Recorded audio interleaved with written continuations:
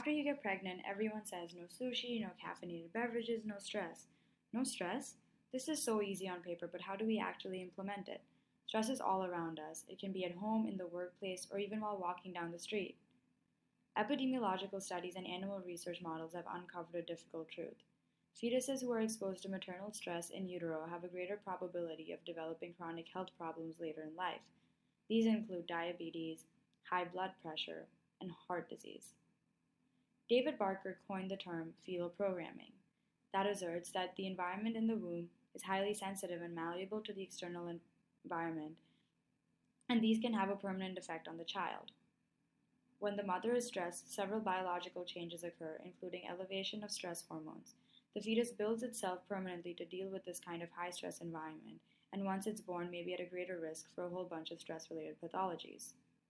According to the American Psychological Association, there are two broad categories of stress: acute stress and chronic stress.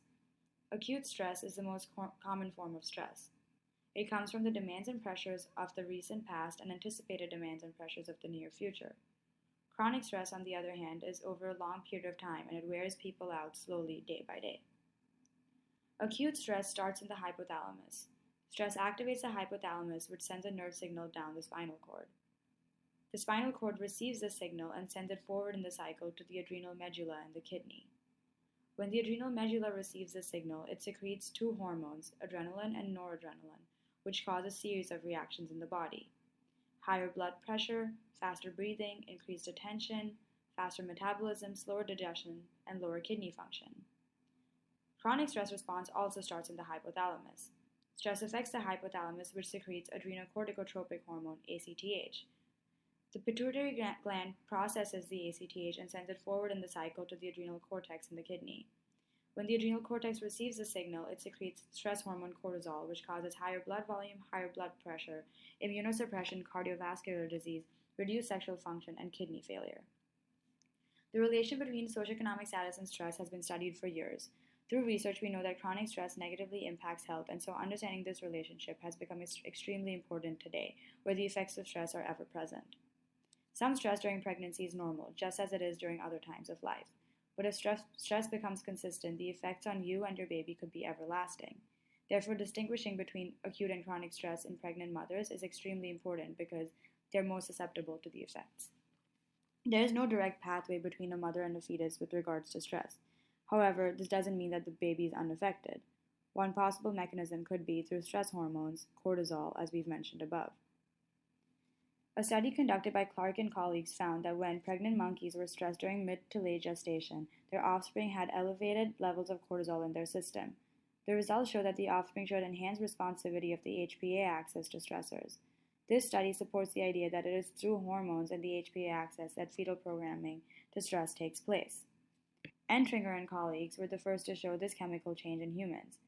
They studied individuals whose mothers had gone through a traumatic experience and so they had received prenatal stress.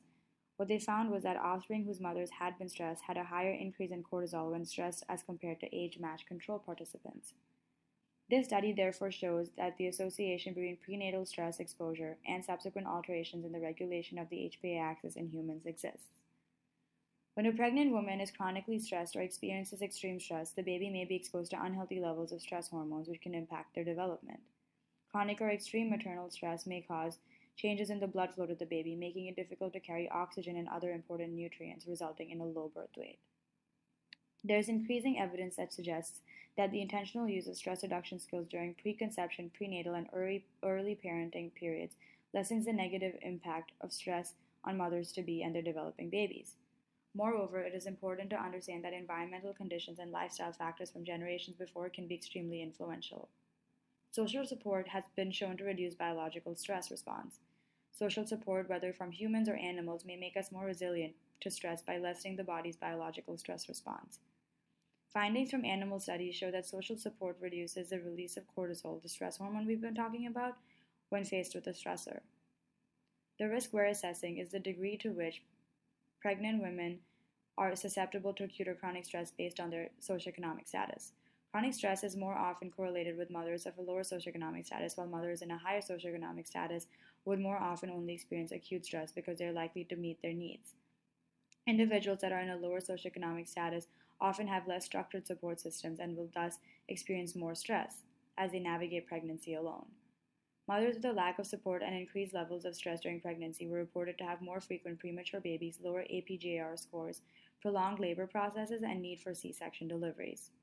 But one major step that we can use to reduce this is by expanding your social network.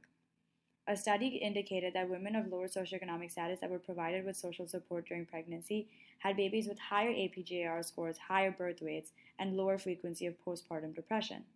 The risk of increased chronic stress is influenced by a mother and a child's local environment because if individuals are not surrounded by adequate support systems, then they're placing themselves and their future of the baby in danger. There's still many unanswered questions. At what point during pregnancy is the developing infant most susceptible to stress? What are the long-term effects of prenatal exposure to maternal stress during pregnancy on late adolescent and adult health?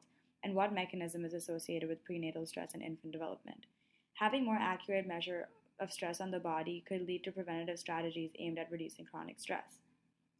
In order to gain new knowledge about the impact of chronic prenatal stress on the developing fetus, future studies need to be conducted. A sample of first trimester pregnant women who self-report feeling stressed and have high levels of cortisol in their body should be studied. These women would participate in a prospective longitudinal study that follows them through their pregnancy and would continue for years after childbirth. Additionally, women participating in the study would provide descriptions of social support they receive from friends and family. Our project is extremely strong because of the example of development influences of long-term health because we assessed how the local environment influenced by socioeconomic status impacts the pregnant mother and the developing fetus. Mothers in lower socioeconomic statuses were shown to have more negative health outcomes among themselves and their babies compared to mothers of higher socioeconomic statuses. The aspects of our project that we feel were particularly well executed were the infographic and the tone we used throughout our research paper. Our infographic was easy to read and visually appealing, and the tone of our paper was consistent, clear, and created specifically for our audience that would be viewing this website. Thank you.